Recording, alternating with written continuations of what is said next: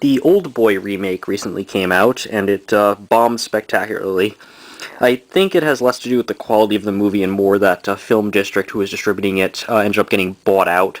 So it was like one of the last movies they had to release, left on their docket. So, and because of the subject matter, so they dumped it on about 500 to 600 screens with no marketing whatsoever and just watched it bomb. Um, but I did get to see it because I'm a huge fan of the original Oldboy, the South Korean movie by Park Chan-wook, or Chan-wook Park. Sometimes he's credited as either one. And Oldboy is, in my opinion, probably the best film of the previous decade, the decade that spans from 2000 to 2009. And I'm not one of the people who's always jumping on the anti-remake bandwagon. Most remakes do suck, but occasionally there's one that's better than the original, like Alexander Aja's The Hills Have Eyes, I think is better than Wes Craven's, for example. I know sometimes there are movies I love that if they tried to remake them I would be upset, like Fight Club or Gattaca, but even though Oldboy is one of my favorite films, I thought maybe an American spin on it might be interesting, so I wasn't against it from the get-go. I was against it when originally it was going to be directed by Steven Spielberg and starring Will Smith, because I don't have much respect for Will Smith. He tends to just sort of pick bland movies that he knows will be big hits. I mean, not so much like 7 Pounds or anything, but I Am Legend and things like that. And Spielberg is not the person I'd want to do such a dark thing. I know Justin Lin also had the rights to make an Oldboy remake for a while, but that fell apart, and he made a couple of Fast and Furious movies, so I wouldn't want him to do it either. Actually, Park Chan-wook's visual style is kind of similar, especially when he did Oldboy, to David Fincher, especially in color scheme and cinematography. So if anyone was going to remake it, I would have liked David Fincher to do it. Also, I think David Fincher's Girl with the Dragon Tattoo, the American version, is better than the Swedish film version. Even though that's technically not a remake of the Swedish film, it's just a different adaptation of the book, of which the Swedish film was also adapted. So that's not technically a remake, that's more of just a separate adaptation of the same source material. But anyway, so the original Oldboy, yeah, I do love it. This is the special edition tin case thing, which is sort of a rip-off of the Band of Brothers book tin case release. And there's a lot of cool stuff in it. The original manga that the movie is based on, it gives you volume 1 of that. I haven't actually read this because I'm not a big manga fan. My girlfriend is, but she mostly is Japanese fan. And it comes with a little film cell, three, I think that's not bright enough in here for you to see, but the remake. The remake ends up being directed by Spike Lee. Spike Lee is a director who a lot of people hate, but I'm not in the anti-Spike Lee camp. I mean, some of his movies, and I know Do the Right Thing is usually considered his magnum opus or his best film. I'm a little bit cold on that movie. I think it's a good one, but nothing special. And I studied She's Gotta Have It in college for my History of Film 2 class, and that's a fairly misogynist film, but otherwise, pretty decent, especially for a black and white first film that someone's making. My favorite Spike Lee film is actually Bamboozled, which isn't one of his more respected films, but I think when you think of Spike Lee, you think sort of films that are about racism and have a lot of anger about racism, and I think Bamboozled is the best example and the most finely tuned as far as delivering the message of how racism is pervasive in mass media and American culture, and why the anger is appropriate for that even in the modern era, even in the post-slave, post-civil rights era. But then there are movies that Spike Lee makes that are also not so much about that. I mean, you have Summer of Sam, which is, it kind of teeters on that, but it's about Italian-Americans. But Do the Right Thing also was half Italian-American as well. And then you have films like 25th Hour, which is just sort of about post-9/11 New York kind of stuff, as well as just being this personal story about a guy who's about to go to prison. And then you have just stuff like Inside Man, which is just sort of a B-movie bank robbery thing that has very little social commentary. And I know the remake of Oldboy is credited as a Spike Lee film as opposed to a Spike Lee joint, as most of Spike Lee's films are credited as. I've always thought it was stupid that he credited him as a Spike Lee joint. So I actually prefer that, but it also might mean that it might be his version of an Alan Smithy, like he's distancing himself from the film. I'm actually surprised Spike Lee chose to do Oldboy. The storyline is not really the best clothesline to hang the various messages that Spike Lee likes to talk about racial inequality and things like that. The screenwriter of the remake is Mark Protasevic, I think his name is. He also did the I Am Legend film with Will Smith, which I thought was good for 2/3 of the way, even though it had too much CGI, and then craps out in the third act. But I know the third act had a lot of different endings and reshoots and stuff, so don't necessarily blame that on him. The original Oldboy, I would give an A or an A+2 on my scale of grading. I mean, the South Korean Park Chan-wook Oldboy is an excellent, excellent film. The remake does not hold a candle to it. However, most people are saying that the remake is either meh or that it's bad. I actually like the remake quite a bit. It doesn't hold a candle to the original, let's make that clear. Is it unnecessary? Well, sure, but technically every movie is unnecessary. You know, there's no film that needs to exist. But I feel that the remake did a fairly decent job of bringing that story to in an American setting, though it doesn't quite get all the way there. There's still a lot of Asian influence in the remake that doesn't really need to be there, and I'm not sure why it was kept in there, but I'll get to that. So let's sort of start with this. The First of all, the remake has a really cool opening credit sequence where it's just a red background with black letters, and I like that. And it opens where you get your protagonist, who is in the original Oldboy, the protagonist's name is Ode-Soo, and in the remake they change it to Joe Doucette, which is somewhat similar. I like that they made an Americanized name that's kind of like the original. The One thing I like about the remake is that you get more of a backstory on the protagonist of Joe Doucette in the remake. That you get that he's this drunken, almost drug-addicted, loutish dick. Because in the original, you just sort of see Ode-Soo get drunk one night and then he's suddenly in the prison. But you get more of a backstory here. He's divorced from the mother of his child, and he's hitting on clients and stuff inappropriately. And you spend a good 15-20 minutes with this guy before he ends up getting captured and put in the prison hotel room. And while that's happening, I mean, there's a scene where I guess he's some sort of like marketing executive. They don't really quite make clear what his job is, but he seems to be pitching a marketing campaign to a affluent black businessman and his wife, and then he hits on the wife, and I think it's sort of that that Spike Lee is trying to make some sort of comment about the white man belittling and disrespecting black men who have, or blacks in general, who have achieved something in their lives. Even when he's pitching, it's like, this will be big on movie stars, politicians, and he makes his hand go out and goes like, rappers, as if all black people care about rap. There's also some good shots in the opening where oh, let's just say Josh Brolin plays Joe Doucette, and his performance is uneven. Let's say that. I mean, Josh Brolin is a very good actor. He's done a lot of good performances in his career. This one, he seems to be. Well, let's just say this. He's not convincing acting drunk. It comes off as over the top and rather humorous. And there is a scene that's well directed where they have, it's like a rig, sort of like the when Aronofsky did Requiem for a Dream. He had the rig that pointed at his characters while they're walking around and stuff. And he just does that. A rig set up from behind, so you're following him while he's stumbling around drunk and that sort of thing. And Josh Brolin, when he's yelling, "Oh, I'm drunk," or whatever, his delivery is not very keen, but it's not very authentic.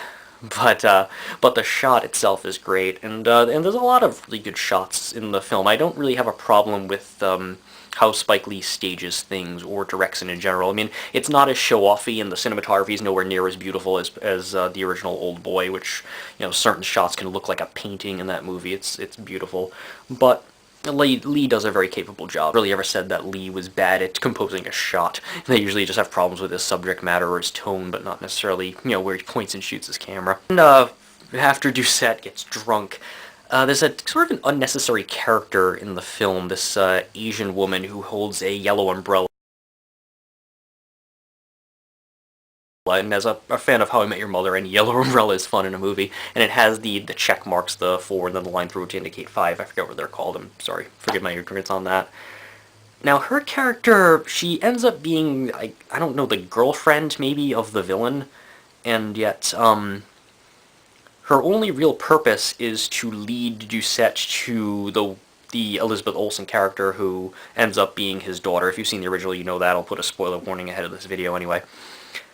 because there's no hypnotism element to this one. And the hypnotism thing in the original was always sort of a far-fetched element, but it worked there. So taking that out for the new one, you kind of have to jump through more conventions to get everything else in motion, so it ends up being far-fetched just in different ways. But her character is kind of unnecessary, but she kidnaps him. And then they go to the hotel room prison cell, which is fairly similar to the one in the original, but there's two big changes to that in this one. Aside from there's a presence of a bathroom, but you have sort of a fake window that switches from night to day and gives like a view of like rural Kansas, sort of middle America. And then you have a big picture of a smiling black man in a bellhop costume saying, but it's just a headshot. And it's like, let me know what you can do to make your stay better or something along those lines. And there's an intercom next to the door. I don't know why the intercom exists, because no one ever talks to Doucette. And obviously, if he's talking to them, they're not listening, but they are viewing it through a camera. So I'm not sure why that intercom is. I'm not sure what the choice of that was to include. But the subservient blackface there made me think that perhaps the movie was going to be a metaphor for either white guilt towards slavery, sort of like how Tarantino's Django Unchained was about. And sort of like you have the subservient black man who's only exists to please you and smiling with his gleaming white teeth. That sort of very racist image of the old shuck and jive subservient black male as your torture device. Is sort of like, I'm getting back at you, you dumb, loudish, white American male who disrespected a affluent black man earlier by shoving this image into your face. The subservient black man who is your sort of image of your faceless torturers or your faceless imprisoners. This is the only face you see for 20 years. But I'm not quite sure what Lee is trying to do with it. Cause is it about white guilt towards slavery? Is it about feeling bad about that? Because the person Sam Jackson plays, the guy who actually runs the cell, not the one who has him in prison, but the one who actually runs the sort of the jail system. So then you have a white man who is imprisoned in an apparatus, or run and controlled, and the face of it is a black man. A strong black man, but the face he sees is a subservient black man, so I'm not sure if that's a comment about slavery or a comment about racism. I'm sure it is. There's no other reason for that to be there, and for Spike Lee to put that in there, I think, but it's muddled. It's not very clear what he is saying there. But I thought it was kind of interesting that, because otherwise all you really see is, or anything that Joe Doucette sees is just on the television. He also sexualizes black women, though, Joe Doucette. He does hit on the affluent black man's wife in the restaurant scene. Puts a hand on her leg and says, "We'll get an 8-ball and some alcohol in a hotel room," and then she rebuffs him. And then later, the first thing he watches on TV is a black woman kind of using a thigh master or doing a aerobics video, and then he jerks off to that, and then they take his DNA to frame him for his wife's rape and murder. So the white man sexualizing a black woman thing is something in there. But then you could also say, because the man who has imprisoned Doucette ends up being a billionaire, played by Charlton Copley, who is actually, they play him as a very effete man, though, and I'm not sure what that is. Is that a comment on the 1% and sort of effete rich sickos? Because there's a couple very obvious political things that are thrown in there. In almost the opening shot of the film, you see Joe Doucette sort of like walk across the street, and there's a sign above like a doorway that's a gun, and it says like, "Guns don't kill people, people do." And I'm not sure if that's I don't think that's a pro Second Amendment thing from Spike Lee. That might be sort of a satirical, anti or ironic thing about gun violence in there. And then there's toward the end. After the villain has revealed to sort of trick Doucette with this fake TV show he puts on, he says, like, "You don't believe everything you see on television, do you?" And then there's some montage when Doucette is in the prison to show the passage of time of 20 years, and mostly you see the inauguration of Clinton, W. Bush, and Obama, but you also see some of Hurricane Katrina. You see the plane going to the tower, 9/11. I'm not sure why you use that imagery. I think that's kind of controversial to use that just for an entertainment movie at this point. And you also see the mission accomplished banner on the aircraft carrier. I feel the message is muddled. He's probably, my guess is Spike Lee is making a comment on class, and he's making a comment on violence. because the film is very violent, but even though a lot of the film is done in a realistic standpoint, it's done sort of with realism. The violence is often hyper real to be over the top and cartoony, and I'm not sure if that's a comment about violence itself. And again, I'm sure Spike Lee's trying to use this story to hang political messages off of, but it's not a ready-made political movie, so whatever the message is, it gets muddled. And I've also only seen the movie once at this point, so perhaps upon repeated viewings it'll be more clear what he's going for. But in general, I would say that Lee is trying to do just trying to make political messages through the film, but that they're muddled and indistinct, and you only get a vague sense that it's about racism, revenge due to racism. I mean, even the Sam Jackson character uses the word reparations when he wants to get back at Joe Doucette for almost killing him at one point. It's like, reparations must be made, and then a white billionaire pays him off. So, yeah, I guess that one's a bit more obvious. But anyway, so yeah, when Doucette is in the hotel room prison cell, I guess the problem is that in the original Oldboy, Odesu is imprisoned for 15 years before he's let out, and Doucette in the American one is in there for 20 years. Both the Korean one does a much better job of making you feel the passage of time, because 15 years, 20 years in one room is a long fucking time. I mean, that we're talking almost Nelson Mandela era of imprisonment, and you can just say that, oh, he spent 15 years in a jail, he spent 20 years locked up, but just to actually feel that is much different. And you do spend more time in the remake in that room than you do in the Korean movie. The Korean movie moves faster than the American one does. The American one moves faster, starting with the second act. Once he gets actually out of the prison, the film moves much faster. But the Korean one is pretty much fast all the way, but it doesn't feel rushed. And for some reason, I'm not sure, it seems like some of the quicker cutting and some of the shooting in the Korean one makes you feel that more than the slower pace of the American one does. It doesn't feel as long in the American one, even though it moves slower. Which is odd, because usually if you are editing faster, it will feel faster. I think of like the movie 127 Hours, the Danny Boyle film about James Franco stuck between the rock and whatever, and that movie moved very fast, and that's why I didn't feel the passage of time in that film. But in this one, Lee's Oldboy does move pretty slowly for that first act of the movie where he's in the prison, and yet it does not feel like 20 years. And some of that might be that a lot of that act is about him first getting adjusted. He drinks a lot of vodka. I do like that in this one, that's not in the original, is that he befriends sort of a mouse who gives babies, and then the prison people end up like frying it up for him and killing, and he gets desperate that way.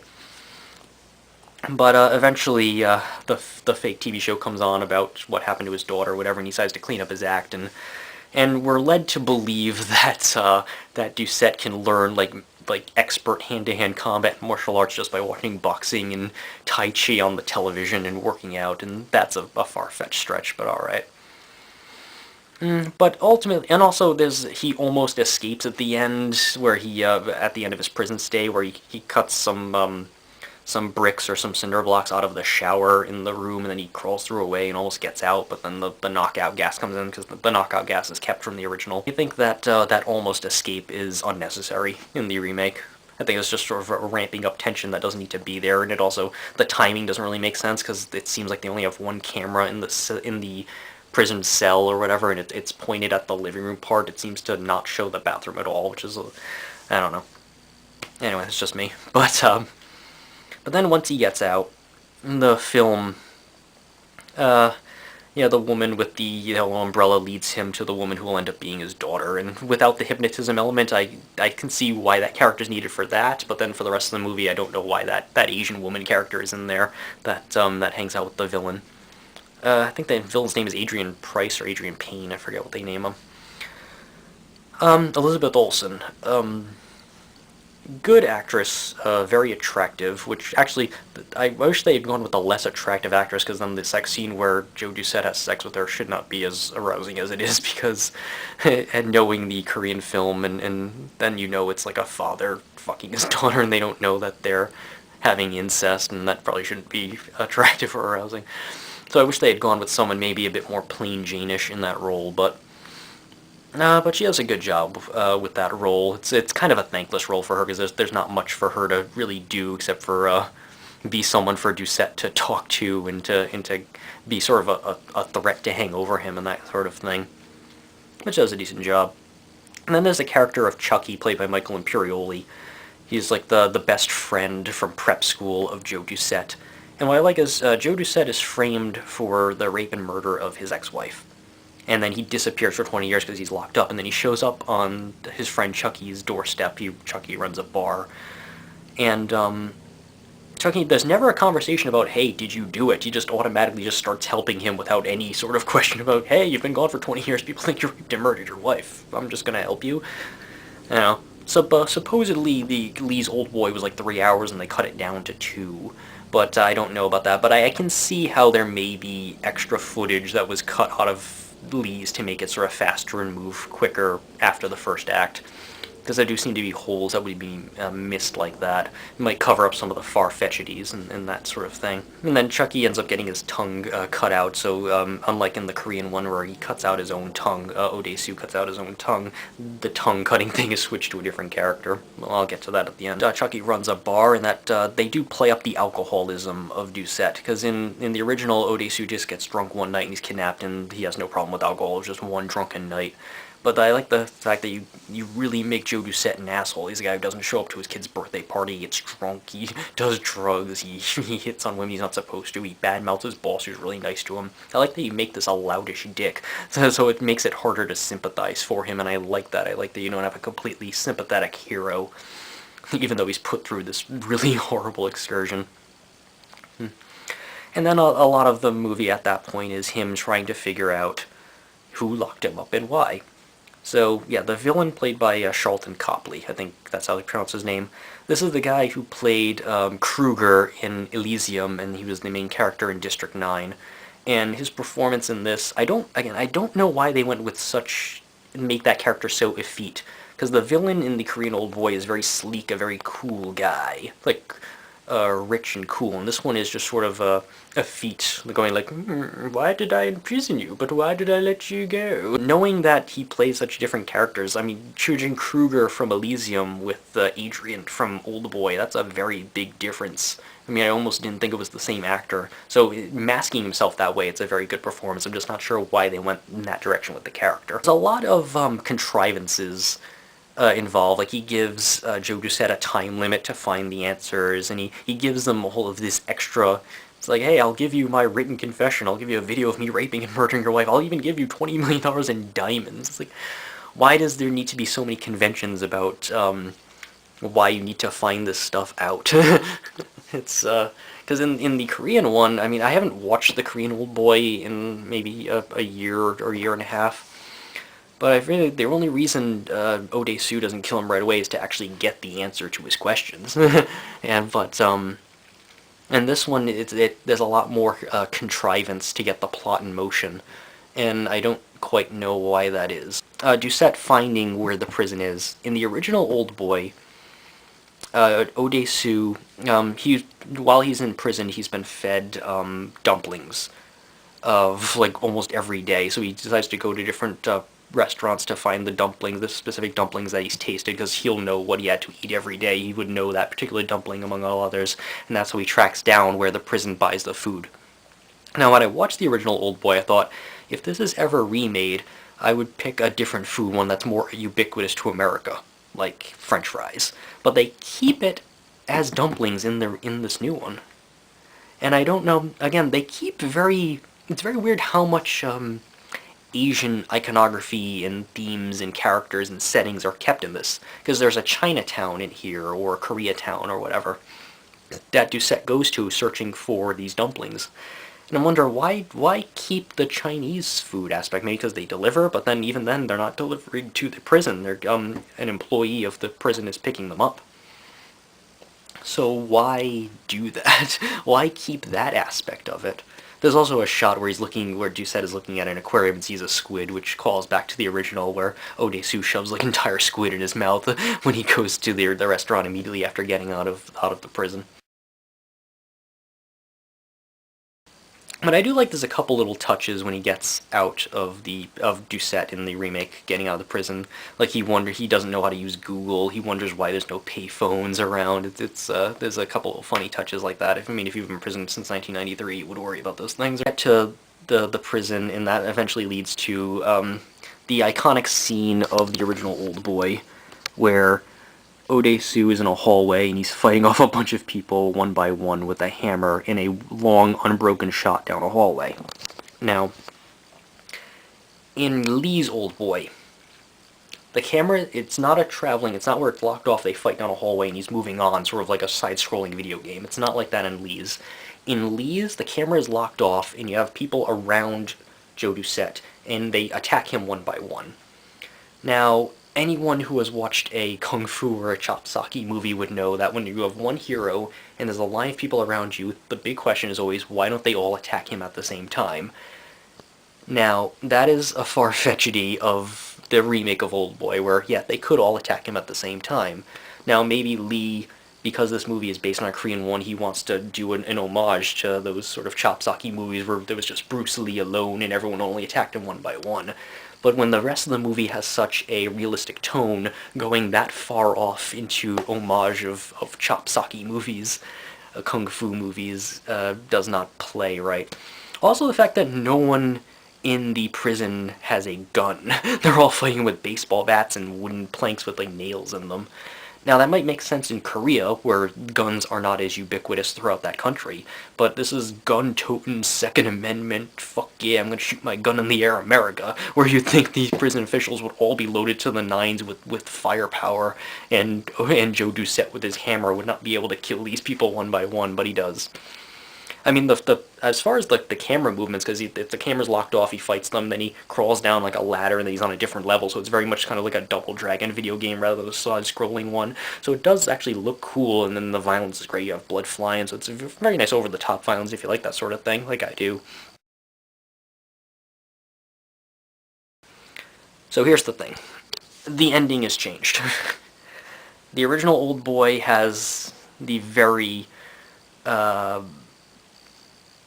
gut punch ending that Odesu is locked up because he saw a man who was having a romantic and sexual relationship with his sister.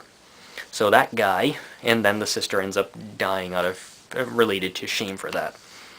And so he imprisoned Odesu so that his daughter could grow up, and then he could use manipulation and hypnosis to have him fall in love and fuck his daughter.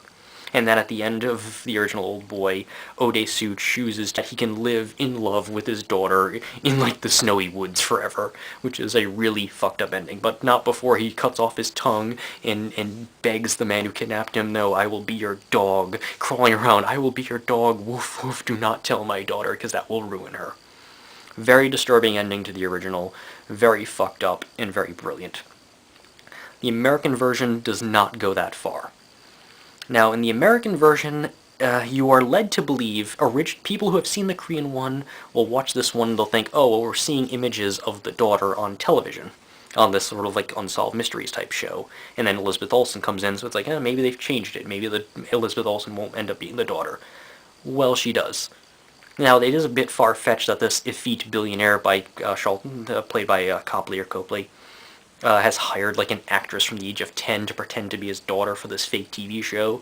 Not outside of the realm, because a billionaire could afford to do that, but it's a little odd that he has the actress live playing the cello behind a pane of glass, and then she walks out. It's like, did you hire her to show up while this guy has shown up to kill you, and then she walks off, and then you explain everything? And then where did she go? Did she collect her check and leave the building while he then kills himself?